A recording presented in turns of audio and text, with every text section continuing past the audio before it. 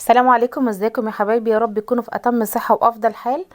جايبه لكم وصفه جامده جدا طبعا. جايبه لكم الطحينه زي ما انتم شايفين كده، والله يا بنات ما شاء الله. بس قبل اي حاجه نصلي على سيدنا محمد، اللهم صل وسلم وبارك على سيدنا محمد وعلى اله وصحبه وسلم. زي ما انتم شايفين الطحينه تحفه بيضه وكريميه، زي ما انتم شايفين خطيره والله، جربوها مش هتندموا. وطبعا انتوا عارفين ان الطحينه من ضمن الحاجات اللي سعرها عدى جدا، بقت طحينه معديه ال100 جنيه. فانت اعمليها من كوبايه سمسم، هتطلع لك تقريبا في حدود نص كيلو طحينه. تحفه والله، جميله وكريميه وبيضه، وهقول لك ايه سر القوام بتاعها دوت، وايه سر لونها الفاتح. امشي بس معايا كده وكملي معايا الفيديو، ويلا نقول بسم الله ونقول المكونات مع بعض. بصوا حبايبي، اول حاجه دي كده كوبايه سمسم، بس سمسم كوبايه سمسم فاتحه مش محمصه. لو انت حابه الطحينه غامقه هاتها محمصه. ودي كوبايه دقيق يا بنات. على فكره ما تعمليش السمسم لوحده، عشان انا جربتها قبل كده ما طلعتش اللي هي زي بتاعه ام دقيق دي. ام دقيق بتبقى زي بتاعه السرجه بالظبط، بتبقى تحفه. طبعا طحينه السمسم احلى من طحينه السوداني. انا على النار كده هبدا ان انا عايزه اشيل الرطوبه من السمسم، فانا بس مش هغمق لونه، انا هديله تشويحه كده على النار، ان انا بس ايه اشيل الرطوبه منه ويبقى في لون معين كده انا هوصله. زي ما انت شايفه، تابعي معايا، ما تغمقيش او على نار هاديه. وتبداي ان انت تقلبي معاكي السمسم يا بنات لغايه لما لونه كده يدي مصفر بس، مش غامق، عشان الطحينه معاكي ما تبقيش غامقه. لو انت عايزه الطحينه غامقه تقدري ان انت تحمصيها عادي على النار، يعني تخلي السمسم لونه غامق عادي. اهو يا حبايبي كده هبدا ان انا اقلبه معاكم، يعني في حدود كده 5 دقايق بس، لغايه لما تحسي تشم ريحه السمسم كده. خلي بالك اوعي بس تحرقيه، لازم دايما تقلبيه باستمرار. امشي معايا خطوه خطوه كده، وان شاء الله الطحينه هتعجبك جدا. طبعا قبل ما تحطي السمسم هتنقيه، لان بيبقى فيه كده يعني اي حاجه شوائب كده، فبتشيلها منه. وهو يا حبايبي كده هفضل ان انا اقلب فيه. وبعد كده هجهز معايا طبعا مطحنه الخلاط. اهو ده اللون اللي انا بوريهولكوا، ده اللي انا عايزاه. بس هبدأ بقى الكوباية الدقيق برضو يا جماعة هديها تشويحة على النار. انا مش عايزة احمص الدقيق، انا عايزة برضو الرطوبة اللي فيه تطلع، ما يبقاش فيه ريحة للدقيق قوية، عشان لما اجي اطحنه مع السمسم يبقى ريحته حلوة كده.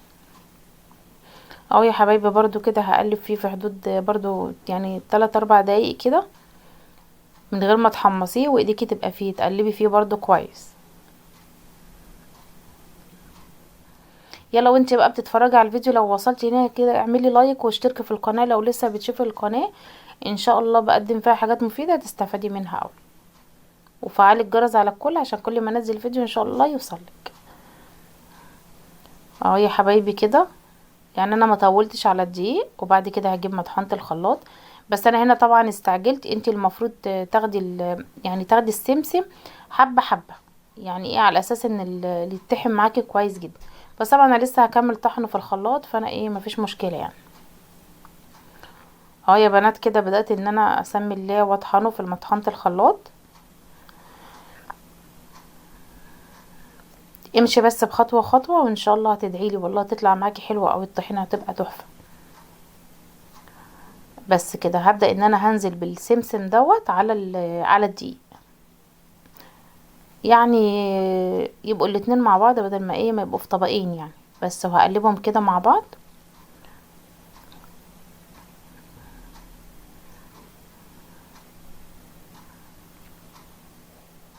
يلا بقى حطي لايك يعني تشجيع ليا.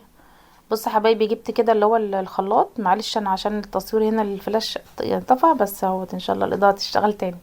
حطيت اهو نص كوباية زيت في الخلاط يا بنات. انا طبعا نسيت اقول لكم ان انا في كوبايه زيت مع الدقيق ومع السمسم، وفي رشه ملح ما تنسوش. انا اسفه معلش وقع مني طبعا، لان انا يعني ايه التصوير عندي مفيش حد بيساعدني.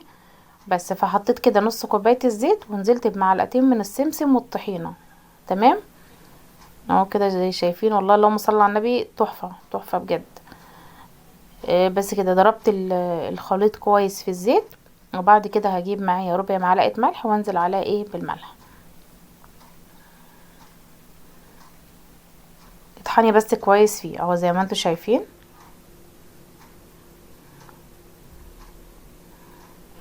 لو مش عايزه تحطي الملح براحتك، بس انا حطيت ايه رشه ملح كده عشان الطحينه يبقى طعمها حلو. وطبعا لسه بوريكم اعمل سلطه الطحينه ازاي لما اجي اعملها بطريقه حلوه قوي. اهو يا بنات كده، ورجعت اضرب تاني، وبعد كده نزلت بقى بقيه اللي هو الدقيق، يعني بنزل حبه بحبه كده واضرب حبه بحبه واضرب. تمام. وهنزل برضو بنص كوبايه الزيت التانية على الخليط عشان تساعد الخلاط ان هو يلف معايا. اهو يا بنات كده.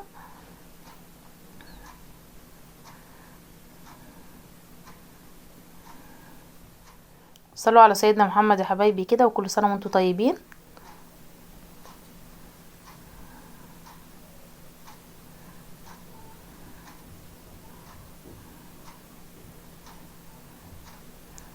اهو كده نزلت ببقيه الدقيق والسمسم مع بعض، وابدأي بقى طحني كده بواحده بواحده في الخلاط عشان يبقى الطحينه معاكي سايله وحلوه زي ما انت شايفاها كده، وناعمه وكريميه كده، هي تحفه.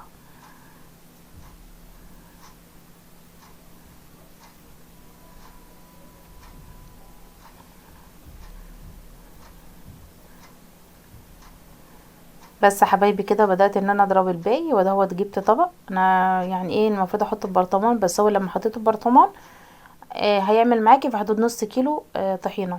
فطبعا كويس يعني، من كوبايه دقيق وكوبايه سمسم وكوبايه زيت. بالنسبه لبره اكيد الطحينه عدت اغلى، يعني بقت اكتر لان السمسم غالي والزيت غالي والدقيق غالي، فاكيد عدت ال100 جنيه كمان. وطبعا بيبقى فيه طحينه اللي هي السوداني دي ما بتبقاش حلوه غير طحينه السمسم، ومش بتلاقيها في اي مكان يعني.